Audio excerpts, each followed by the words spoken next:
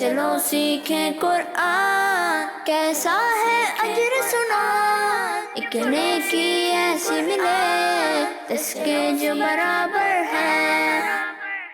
الحمدللہ رب العالمین والصلاة والسلام علی سید الانبیاء والمرسلین، اما بعد فاعوذ باللہ من الشیطان الرجیم، بسم اللہ الرحمن الرحیم۔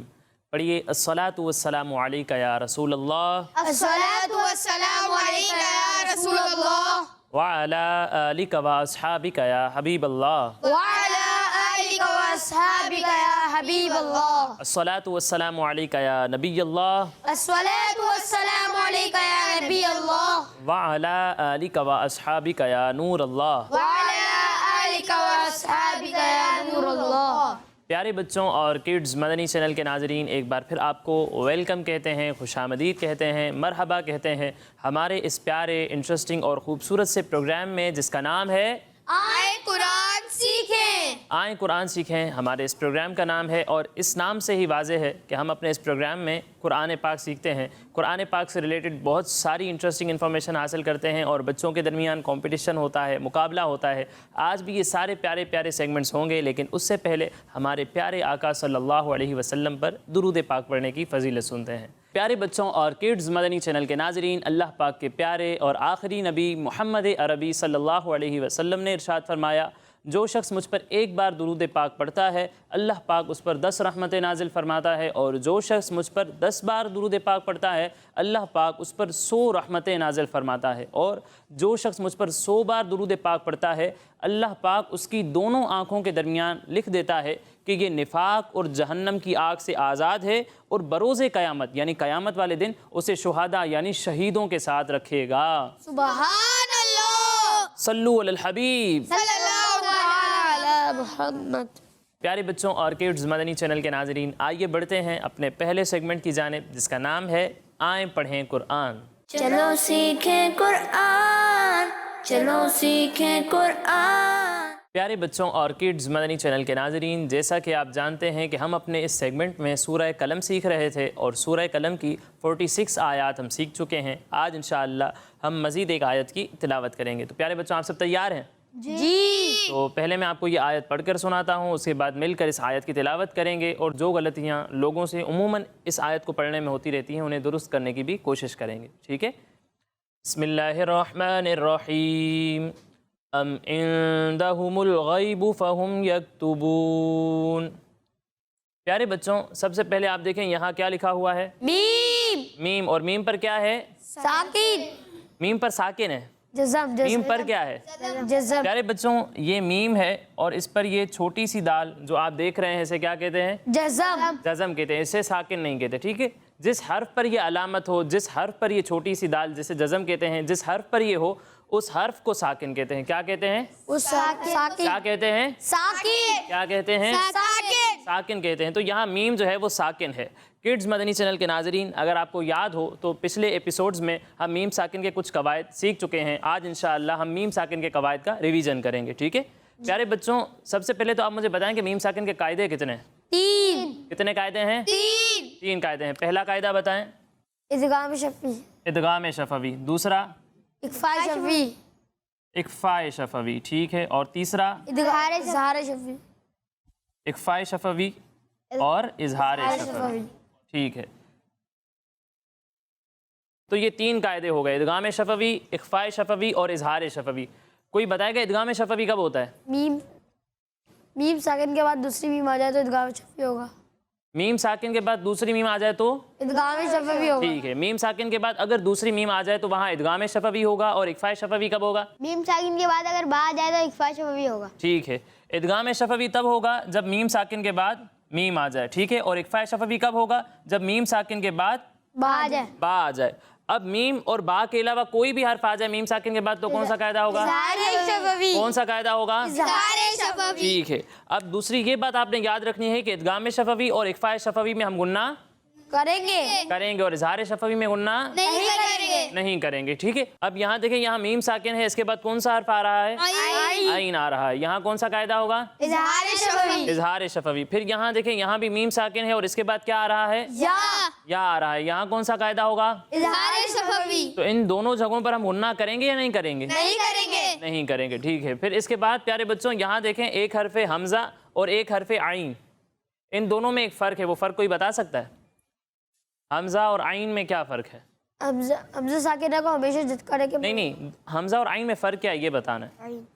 پیارے بچوں جب ہم حمزہ کی ادائیگی کرتے ہیں تو اسے حلق کے نیچے والے حصے سے پڑھتے ہیں۔ کہاں سے پڑھتے ہیں؟ حلق کے نیچے والے حصے سے، حلق کے نیچے والے حصے سے۔ اور عین کی ادائیگی ہم کہاں سے کرتے ہیں؟ حلق کے درمیان والے حصے سے، کہاں سے کرتے ہیں؟ حلق کے درمیان والے حصے سے، حلق کے درمیان والے حصے سے کرتے ہیں، اوپر والے حصے سے نہیں، ٹھیک ہے؟ حلق کے درمیان والے حصے سے کرتے ہیں، یعنی اسے ہم پڑھیں گے حمزہ زبر آ، حمزہ زبر آ، اور اسے پڑھیں گے عین زیر عی۔ عین زیر عی، دونوں میں فرق سمجھ میں آ رہا ہے؟ ایک ہے آ اور ایک ہے عی، ٹھیک ہے نا؟ دونوں میں فرق ہے، تو اس فرق کا آپ نے خیال رکھنا ہے۔ اچھا اب آپ مجھے بتائیں کہ یہاں لکھا ہوا ہے الف، جیسا کہ آپ اسکرین پر بھی دیکھ رہے ہیں، لیکن میں نے اسے کہا حمزہ، ایسا کیوں؟ کوئی بتا سکتا ہے کہ میں نے اسے حمزہ کیوں کہا؟ الف ہمیں کیونکہ دراصل الف حمزہ ہی ہوتا ہے۔ الف حمزہ ہوتا ہے؟ نہیں، ایسا نہیں ہوتا، ٹھیک ہے پیارے بچوں۔ یہ دیکھیں اب لکھا ہوا ہے الف، جب اس پر کوئی حرکت نہ ہو، ٹھیک ہے، نہ اس پر جزم ہو، تو اسے ہم الف ہی کہتے ہیں۔ کیا کہتے ہیں؟ الف، الف کہتے ہیں۔ لیکن جب اس پر کوئی حرکت آ جائے، جیسے زبر آ گیا، زیر آ گیا، یا پیش آ گیا، یا پھر اس پر جزم آ جائے، تو اسے ہم الف نہیں کہتے، اسے ہم حمزہ کہتے ہیں۔ کیا کہتے ہیں؟ حمزہ، حمزہ کہتے ہیں۔ اب یہاں دیکھیں آپ الف پر زبر ہے تو اسے ہم الف نہیں کہیں گے، بلکہ اسے کیا کہیں گے؟ حمزہ، حمزہ کہیں گے۔ پھر یہاں دیکھیں نون ساکن ہے اور اس کے بعد آ رہا ہے دال، یہاں کون سا قاعدہ ہوگا؟ اخفا کا قاعدہ، کون سا قاعدہ ہوگا؟ اکفا، اکفا کا قاعدہ ہوگا، ٹھیک ہے۔ اکفا کسے کہتے ہیں؟ کسی کو معلوم ہے؟ نون ساکن اور تنوین، کوئی ایک بتائے، کوئی ایک بتائے، کون بتائے گا؟ چلیں بتائیں۔ نون ساکن اور تنوین کے 4 قاعدے، ان میں سے دوسرا قاعدہ اکفا کا۔ اکفا کا قاعدہ، اکفا کون سا کا قاعدہ کیا ہے سنائیں؟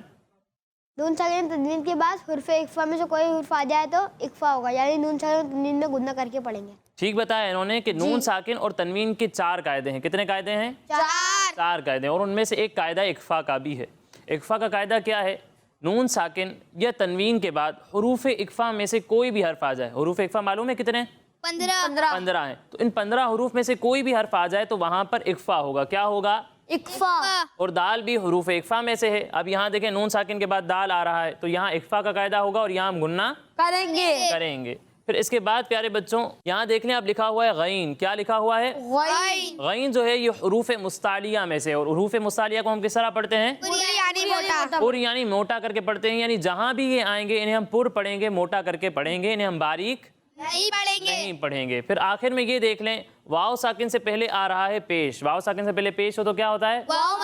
واو مدہ، ٹھیک ہے۔ اور قاعدہ یہ ہے کہ حروف مدہ کے بعد اگر وقف کی وجہ سے کوئی حرف ساکن ہو جائے تو وہاں کیا ہوتا ہے؟ مد لازم ہوتا ہے۔ نہیں، غلط جواب، مدارس، مد عارض ہوتا ہے۔ کسی کو لگتا ہے دونوں میں صحیح کون سا ہے؟ مد لازم، مد عارض؟ نہیں معلوم، مد عارض ہوتا ہے، ٹھیک ہے۔ حروف مدہ کے بعد اگر وقف کی وجہ سے کوئی بھی حرف ساکن ہو جائے تو وہاں مد عارض ہوتا ہے، اور مد عارض کو ہم 1، 2 یا پھر 3 الف کے برابر کھینچ کر پڑھتے ہیں، ٹھیک ہے۔ تو یہاں دیکھ لیں واو مدہ کے بعد نون جو ہے وہ وقف کی وجہ سے ساکن ہو جائے گا، تو اسے ہم کس طرح پڑھیں گے؟ 1، 2 یا 3 الف کے برابر کھینچ کر پڑھیں گے، ٹھیک ہے۔ تو یہ قواعد ہمارے مکمل ہو گئے۔ اب آئیے مل کر اس آیت کی تلاوت کرتے ہیں۔ ام عندہم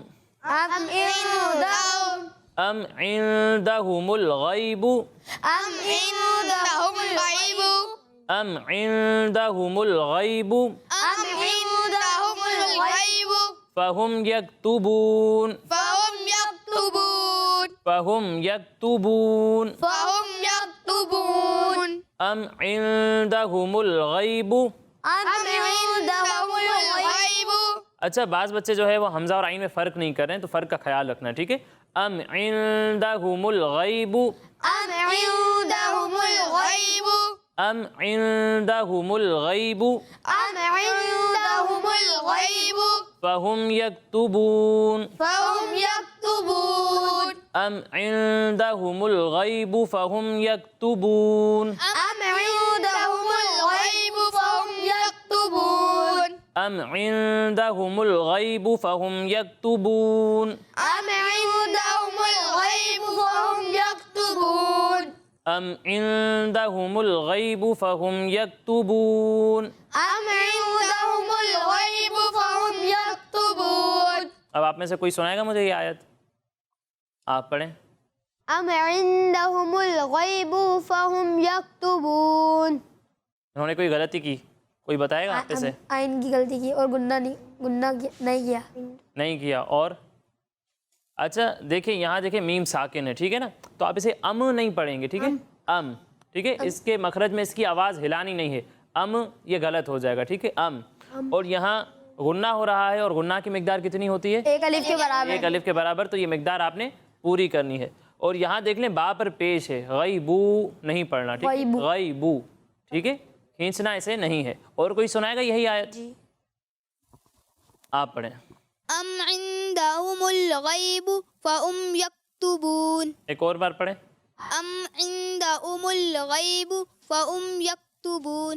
رکے نہیں بیچ میں, ایسے ہی ڈائریکٹ پڑھیں. ام عندهم الغیب فهم یکتبون. ایک اور بار. ام عندهم الغیب فهم یکتبون. دیکھیں آپ نے جو ہے وہ حروف میں واضح فرق کرنا ہے ٹھیک ہے نا, ہا حمزہ جیسا نہیں لگنا چاہیے ٹھیک ہے, حمزہ اور عین میں فرق ہو, اور ہا ہی کے مخرج سے ادا ہونا چاہیے, امل نہیں ہے یہ, ہمل ٹھیک ہے نا, ہا اور حمزہ میں فرق ہوتا ہے. اسی طرح دیگر بھی مخارج میں آپ نے فرق واضح کرنا ہے, جہاں غنہ کرنا ہے وہاں غنہ کی مقدار پوری کریں, پڑھتے رہیں تکرار کے ساتھ, انشاءاللہ یہ غلطیاں ٹھیک ہو جائیں گی. اور کوئی سنائے گا؟ جی. آپ پڑھیں. ام عندهم الغیب فهم یکتبون. ایک اور بار. ام عندهم الغیب فهم یکتبون. انہوں نے کوئی غلطی کی, کون بتائے گا آپ میں سے؟ ان کی کوئی غلطی بتائیں. آئین اور حمزہ میں فرق نہیں کیا اور غائن کو پور نہیں پڑھا. غین کو پر نہیں پڑھا ٹھیک ہے, غین کو پر پڑھنا ہے, حمزہ اور عین میں فرق کرنا ہے, اور اسی کے ساتھ عندهم الغیب یہاں جو ہے اکفا ہو رہا ہے, اس کی مقدار غنہ کی آپ نے پوری کرنی ہے ٹھیک ہے. آپ بھی سنا دیں. ام عندهم الغیب فهم یکتبون. ایک اور بار. ام عندهم الغیب فهم یکتبون. ماشاءاللہ اچھی کوشش کی آپ نے, ایک بار پھر سے مل کر پڑھ لیتے ہیں. ام عندهم الغیب فهم یکتبون. ام عندهم الغیب فهم یکتبون. ام عندهم الغیب فهم یکتبون. ام عندهم الغیب فهم یکتبون. ام عندهم الغیب فهم یکتبون. ام عندهم الغیب فهم یکتبون. پیارے بچوں ماشاءاللہ بہت اچھی کوشش کی آپ نے. اللہ پاک ہم سب کو صحیح طریقے سے قرآن پاک پڑھنے کی توفیق عطا فرمائے.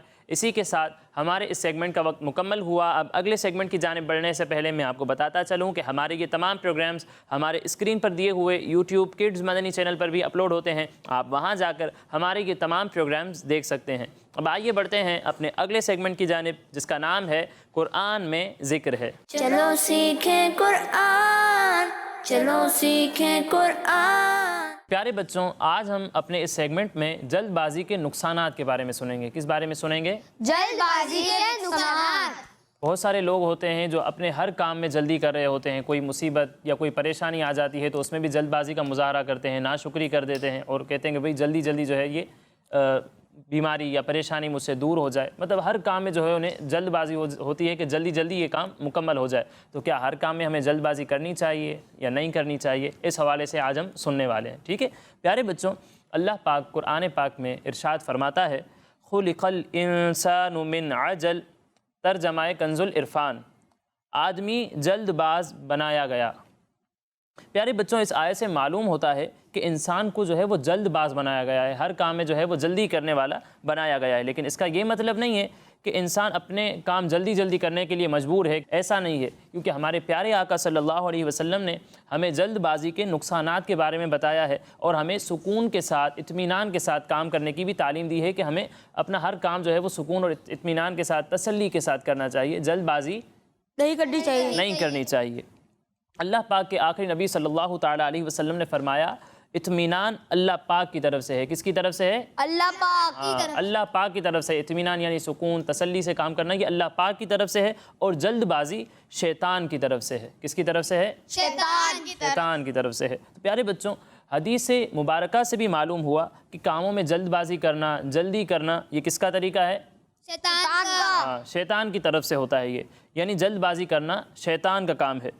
تو پیارے بچوں جلد بازی کرنا اچھی عادت نہیں ہے, حضرت حسن بصری رحمۃ اللہ تعالیٰ علیہ فرماتے ہیں کہ مومن سوچ سمجھ کر اطمینان کے ساتھ کام کرنے والا ہوتا ہے. وہ اپنا ہر کام جو ہے وہ بڑا سوچ سمجھ کے تسلی کے ساتھ غور و فکر کر کے کرتا ہے. ہر کام ویسے ہی جلد بازی میں نہیں کر دیتا. ٹھیک ہے نا. بولنے میں بھی بہت سارے لوگ جو ہوتے ہیں وہ جلد بازی کا مظاہرہ کرتے ہیں, جو منہ میں آیا بول دیا, جلد بازی کا مظاہرہ کرتے ہیں, سوچ سمجھ کر نہیں بولتے. تو مومن جو ہوتا ہے اس کی یہ شان نہیں ہے. مومن کیسا ہوتا ہے؟ مومن کیسا ہوتا ہے کہ اپنا ہر کام سوچ سمجھ کر اطمینان کے ساتھ سکون کے ساتھ کرتا ہے. پیارے بچوں, بعض اوقات جلدی کرنے کی وجہ سے بنے بنائے کام بگڑ جاتے ہیں اور پھر انسان کامیاب ہونے کے بجائے ناکام ہو جاتا ہے. اور جو مسلمان سکون کے ساتھ اپنا کام کرتا ہے اس کی کامیابی یعنی سکسیس کے چانسز بھی زیادہ ہوتے ہیں. بہت سارے بچے آپ نے دیکھے ہوں گے, جیسے آپ کا ایگزامس کا وقت ہو, امتحان دے رہے ہوں, تو اس میں جلد بازی میں سوال کو سمجھے بغیر جو ہے وہ آپ غلط جواب لکھ دیں. سوال کو صحیح سے سمجھا نہیں اور غلط جواب لکھ دیا, تو جلد بازی کا یہ بھی نقصان ہوتا ہے کہ آپ کے وہ مارکس کٹ جاتے ہیں. تو وہاں پر بھی ہمیں جلد بازی کا نقصان دیکھنا پڑتا ہے. اگر ہم سوچ سمجھ کر سوال جو ہے وہ تسلی کے ساتھ پڑھ کر کریں تو ہم اس نقصان سے بھی بچ سکتے ہیں. پیارے بچوں, ہمیں یہ بھی یاد رکھنا چاہیے کہ ایسا نہیں ہے کہ ہر کام میں جلد بازی منع ہے نا. کچھ کام ایسے بھی ہوتے ہیں جو ہمیں جلدی کرنے چاہیے اور کچھ کام ایسے ہوتے ہیں جن میں جلد بازی کرنا منع ہے. اب میں آپ کو تفصیل سے بتاتا ہوں کہ وہ کون سے کام ہیں جن میں ہمیں جلدی کرنی چاہیے اور وہ کون سے کام ہیں جن میں ہمیں جلدی نہیں کرنی چاہیے. تو پہلے میں بتاتا ہوں وہ کام جن میں ہمیں جلدی نہیں کرنی چاہیے. پیارے بچوں, نماز پڑھتے ہوئے ہمیں جلدی نہیں کرنی چاہیے. ٹھیک ہے نا. جب ہم نماز پڑھ رہے ہوں تو اس میں جلدی جلدی رکوع کرنا, سجدے کرنا, بہت سارے بچے کر رہے ہوتے ہیں نا. بس رکوع میں گئے فوراً سر اٹھایا, پھر سجدے میں گئے فوراً سر اٹھایا, فوراً پھر سجدے میں چلے گئے. کرتے ہیں ایسے بعض بچے, آپ نے دیکھا ہوگا مسجد میں بھی, مدرسے میں بھی اگر نماز پڑھتے ہیں تو کچھ بچے ایسے ہوتے ہیں. تو ہمیں اس طرح نہیں کرنا چاہیے, بلکہ تسلی کے ساتھ رکوع کرنا چاہیے, تسلی کے ساتھ سجدہ کرنا چاہیے اور مکمل نماز ہمیں اطمینان کے ساتھ پڑھنی چاہیے. اور جو جلد بازی کے ساتھ نماز پڑھتے ہیں نا, جلدی جلدی رکوع کرتے ہیں, جلدی جلدی سجدہ کرتے ہیں, تو ان کے بارے میں یہ کہا گیا ہے کہ یہ نماز کے چور ہیں. کس کے چور ہیں؟ نماز کے چور ہیں. اللہ پاک کے آخری نبی صلی اللہ علیہ وسلم نے فرمایا سب سے بدترین چور یعنی سب سے برا چور وہ ہے جو نماز میں چوری کرتا ہے. تو صحابہ کرام رضی اللہ تعالیٰ عنہم نے عرض کی کہ یا رسول اللہ, نماز میں کوئی شخص ایسے چوری کر سکتا ہے؟ نماز تو ایک فعل ہے, اس میں کس طرح سے چوری ہو سکتی ہے؟ تو اللہ پاک کے آخری نبی صلی اللہ علیہ وسلم نے ارشاد فرمایا وہ یعنی جو نماز کا چور ہوتا ہے وہ کیا کرتا ہے, وہ اس کے رکوع و سجود پورے نہیں کرتا. اور کچھ روایت میں یہ آتا ہے کہ وہ رکوع اور سجدے میں اپنی پیٹھ سیدھی نہیں کرتا. تو ایسے شخص کو نماز کا چور کہا گیا ہے. تو پیارے بچوں, نماز میں ہمیں جلدی نہیں کرنی چاہیے. اسی طرح نماز سے پہلے جب ہم وضو کر رہے ہوں تو اس میں بھی ہمیں جلد بازی نہیں کرنی چاہیے نا. بہت سارے بچے بس وضو میں جلدی جلدی پانی مارا, ہاتھ ویسے ہی دھو لیے. اس طرح بہت بار ایسا ہوتا ہے کہ کچھ جسم کے حصے سوکھے رہ جاتے ہیں, ان پر پانی نہیں پہنچتا, تو اس سے ہمارا وضو بھی انکمپلیٹ رہ جاتا ہے. اور جو ہم نماز پڑھتے ہیں نا اس کے بعد وہ سب کی سب ضائع ہوتی ہیں, وہ نماز ادا ہوتی ہی نہیں ہے. تو اس لیے ہمیں وضو وغیرہ بھی جو ہے وہ بڑے اطمینان کے ساتھ کرنا چاہیے کہ جن حصوں کا دھونا وضو میں ضروری ہے انہیں ہم اچھی طرح اطمینان کے ساتھ دھوئیں. اگر بال برابر بھی جو ہے وہ جگہ خشک رہ گئی نا تو ہمارا وضو نہیں ہوگا. اس میں بھی ہمیں احتیاط کرنی چاہیے. اسی طرح پیارے بچوں, روڈ کراس کرتے وقت بھی جو ہے وہ ہمیں احتیاط کرنی چاہیے. بہت سارے بچے روڈ کراس کرتے وقت جلد بازی کرتے ہیں اور کبھی کبھار آپ نے دیکھا ہوگا کہ نقصان بھی ہوتا ہے, ایسے بچوں کا یا بڑوں کا بھی ایکسیڈنٹ ہو جاتا ہے. تو ہمیں روڈ کراس کرتے وقت اسی طرح دیگر کاموں میں بھی احتیاط کرنی چاہیے, جلد بازی نہیں کرنی چاہیے. اور کچھ کام وہ جن میں ہمیں جلد بازی کرنی چاہیے وہ کون سے کام ہیں؟ وہ یہ ہے کہ جب نماز کا وقت ہو جائے نا تو ہمیں نماز پڑھنے میں جلدی کرنی چاہیے. جی. اب آپ بولیں گے پہلے آپ نے کہا کہ نماز آرام سے پڑھنی چاہیے, اب کہہ رہے ہو کہ نماز جلدی سے پڑھنی چاہیے. دونوں میں فرق کیا ہے؟ کوئی بتا سکتا ہے؟ جی, چلیں بتائیں. نماز پڑھتے وقت جلدی نہیں کرنی چاہیے اور نماز کے لیے جلدی کرنی چاہیے. ہاں, یعنی یہ کہ جیسے اب عشاء کا وقت شروع ہو گیا ہے تو مجھے چاہیے کہ بھئی جلدی جلدی جو ہے وہ اپنی نماز کی تیاری شروع کروں, جلدی جلدی نماز جو ہے وہ ادا کر لوں. لیکن جب میں نماز پڑھنے کے لیے کھڑا ہو گیا ہوں تو اب نماز پڑھنے کے وقت میں مجھے جلدی نہیں کرنی چاہیے کہ بس 1-2 منٹ میں نماز مکمل ہو جائے. ٹھیک ہے نا. یعنی نماز کا وقت ہو گیا ہے تو اب نماز اسٹارٹ کرنے میں, نماز پڑھنے میں جو ہے وہ جلدی کرنی چاہیے. لیکن جب نماز پڑھ رہے ہوں, نماز کی تیاری کر رہے ہوں تو وہ سکون اور اطمینان کے ساتھ کرنی چاہیے. ٹھیک ہے. اسی طرح پیارے بچوں, جب ہمیں ہمارے والدین, امی ابو, ٹیچرز یا بڑے بلائیں تو ان کو جواب دینے میں, ان کی فرما برداری کرنے میں بھی جلدی کرنی چاہیے نا. جیسے ہی وہ بلائیں فوراً انہیں جواب دینا چاہیے, زیادہ وقت ضائع نہیں کرنا چاہیے بلکہ فوراً ان کی فرما برداری کے لیے حاضر ہونا چاہیے. تو یہ وہ کام تھے جن میں ہمیں جلد بازی کرنی چاہیے. اور پہلے ہم نے وہ کام سنے جن میں ہمیں جلد بازی نہیں کرنی چاہیے. تو اللہ پاک سے دعا ہے اللہ پاک ہمیں ان باتوں پر عمل کرنے کی توفیق عطا فرمائے, ہر کام اس کے طریقے کے مطابق کرنے کی توفیق عطا فرمائے. آمین بجاہ النبی الامین صلی اللہ علیہ وسلم. تو پیارے بچوں, یہ تھا ہمارا سیگمنٹ قرآن میں ذکر ہے. اب آئیے بڑھتے ہیں اپنے آخری سیگمنٹ کی جانب جس کا نام ہے 10 سوال. چلو سیکھیں قرآن, चलो सीखें कुरान। तो किड्स मदनी चैनल के नाजरीन, सेगमेंट है हमारा 10 सवाल, और आज एक तरफ है हमारे यासिर अली भाई और दूसरी तरफ है मोहम्मद हसन भाई। इन दोनों के दरमियान कंपटीशन होगा, लेकिन उससे पहले हमेशा की तरह कंपटीशन के रूल सुनते हैं। प्यारे बच्चों, अगर आपसे मैं कोई सवाल करूंगा और आप मुझे उसका सही जवाब देंगे तो आपको 10 पॉइंट्स मिलेंगे। कितने? 10. लेकिन अगर आपको उसका सही जवाब नहीं आता तो भी आपके पास एक चांस होगा, आप मुझसे ऑप्शंस ले सकते हैं। ऑप्शंस लेने के बाद अगर आप सही जवाब देंगे तो आपको 5 पॉइंट्स मिलेंगे। कितने? 5. लेकिन गलत जवाब दिया तो 0, कोई पॉइंट नहीं मिलेगा. नहीं मिलेगा। तो पहला सवाल हमारे यासिर भाई से है, आप तैयार हैं? यासिर भाई बताएं, कुरान पाक में किस नबी अलैहिस्सलाम को तमाम जहानों के लिए रहमत फरमाया गया है? हज़रत मोहम्मद सल्लल्लाहु अलैहि वसल्लम. हज़रत मोहम्मद मुस्तफ़ा सल्लल्लाहु अलैहि वसल्लम, हमारे प्यारे आका सल्लल्लाहु अलैहि वसल्लम को तमाम जहानों के लिए रहमत फरमाया गया है। इनका ये जवाब बिल्कुल दुरुस्त है। सुभान अल्लाह. तो कितने पॉइंट्स मिलेंगे? 10. यासिर भाई को मिलेंगे 10 पॉइंट्स। अब अगला सवाल होगा हमारे हसन भाई से। हसन भाई, आपसे भी बहुत ही आसान सवाल है, बताएं सूरह यासीन में कितने रुकू हैं? 5. 5 रुकू हैं सूरह यासीन में। इनका भी ये जवाब बिल्कुल दुरुस्त है। सुभान अल्लाह. तो कितने पॉइंट्स मिलेंगे? 10. हसन भाई को भी मिले हैं 10 पॉइंट्स, दोनों बराबर हैं। यासिर भाई बताएं, बिस्मिल्लाहिर्रहमानिर्रहीम में कितने हुरूफ हैं? 19. गिन लिए इतनी देर में या वैसे ही मालूम थे? मालूम थे। ये कह रहे हैं बिस्मिल्लाहिर्रहमानिर्रहीम में 19 हुरूफ हैं और इनका ये जवाब बिल्कुल दुरुस्त है। सुभान अल्लाह. तो इस सवाल में भी हमारे यासिर भाई को मिले हैं 10 पॉइंट्स। हसन भाई बताएं, सब्र से मुतअल्लिक मशहूर आयत इन्नल्लाह मअस-साबिरीन ये किस पारे में है? दूसरे पारे में है। कौन से रुकू में है? किसी को मालूम है? दूसरे पारे के तीसरे रुकू में है और इनका ये जवाब बिल्कुल दुरुस्त है. बिल्कुल दुरुस्त है। तो कितने पॉइंट्स मिलेंगे? 10. 10 पॉइंट्स। दोनों ही बिल्कुल बराबर हैं, कोई भी पॉइंट छोड़ने के लिए तैयार नहीं है। यासिर भाई, सूरह काफिरून से पहले कौन सी सूरत आती है? सूरह कौसर. ये कह रहे हैं सूरह काफिरून से पहले सूरह कौसर आती है। चलो मौका दिए, एक बार फिर सोच लो, क्या लगता है सही जवाब दे रहे हैं? जी। ये कह रहे हैं सूरह काफिरून से पहले सूरह कौसर आती है और इनका ये जवाब बिल्कुल दुरुस्त है। तो कितने पॉइंट्स मिलेंगे? 10 पॉइंट्स। अब अगला सवाल है हमारे हसन भाई से। हसन भाई, बड़ा ही आसान सवाल है, अलिफ लाम मीम में कितने हुरूफ हैं? 3 हुरूफ हैं और इनका ये जवाब बिल्कुल दुरुस्त है। तो कितने पॉइंट्स मिलेंगे? 10। दोनों के 30 पॉइंट्स हो चुके हैं, कोई भी पॉइंट छोड़ने के लिए तैयार नहीं है। देखते हैं आगे क्या होता है। कुरान पाक के 29वें पारे में कितनी सूरतें हैं? 30 सूरतें हैं और इनका ये जवाब बिल्कुल गलत है। आपको मालूम है इसका सही जवाब? जी। क्या है? 13। ये कह रहे हैं 12 नंबर 29 में 13 सूरतें हैं और इनका ये जवाब बिल्कुल गलत है। ये भी गलत है। ये कह रहे हैं 13, ये भी गलत है। वो कह रहे हैं 30, ये भी गलत है। फिर सही क्या है? चलें आप बताएं। मुझे भी नहीं पता। नहीं पता, लेकिन फिर भी ये पता है कि इन दोनों का जवाब गलत है, क्योंकि हसन भाई गलत बोल रहे हैं इसलिए। नहीं मुझे पता। हसन भाई चलें आप बताएं सही जवाब क्या है? 11। एक कह रहे हैं 11, एक कह रहे हैं 13 और एक कह रहे हैं 30। तो इसका सही जवाब है 11। तो इस सवाल में यासिर भाई को कोई पॉइंट नहीं मिलेगा। मैंने कहा था ऑप्शंस ले लें, अगर ऑप्शंस ले लेते तो 5 पॉइंट्स तो मिल जाते। चलें अगला सवाल है हमारे हसन भाई से। हसन भाई पीछे हो चुके हैं, आप कोशिश करनी है, आपने कोई पॉइंट नहीं छोड़ना। बताएं सूरह तौबा का दूसरा नाम क्या है? सूरह बरात। सूरह बरात। ये कह रहे हैं सूरह तौबा का दूसरा नाम है सूरह बरात और इनका ये जवाब बिल्कुल दुरुस्त है। तो हसन भाई को मिले हैं 10 पॉइंट्स और इनका टोटल हो चुका है 40 पॉइंट्स, जबकि हमारे यासिर अली भाई के हैं 30 पॉइंट्स। यासिर भाई बताएं, बड़ा ही आसान सवाल कर रहा हूँ आपसे, ठीक है? बताएं सूरह अलम नशराह कौन से पारे में है? 30वें पारे में है। क्या लगता है सही जवाब दे रहे हैं? जी। सूरह अलम नशराह 30वें पारे में है, अम्मा पारे में है। इनका ये जवाब बिल्कुल दुरुस्त है।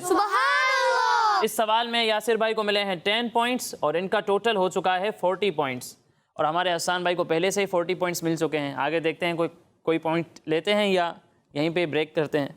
बताएं, आपसे भी बहुत आसान सवाल है।